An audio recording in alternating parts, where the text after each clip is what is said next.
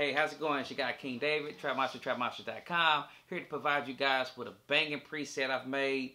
It's like 30 files in this thing, man. It's pretty dope. I call it the Kill Switch from Output Sounds by their main module they just released a little while ago by the name of Exhale. And I did a review on it, and I decided to go ahead and make some presets for it. So I've been working on it very, very hard. And I hope you guys appreciate it and definitely copy it, because I'm only charging $5 for it on the website. You can check it out in the media player for $5 and purchase it there. You'll get a digital download for it. But nonetheless, let's go ahead and get over to it. I will not be talking while I'm doing this or whatnot. I'm just going to go through and play a few of them. I ain't going to play all of them, just to play a few of them, just to give you guys a good gist of how you can add it into your production. So let's go over to the computer and check it out.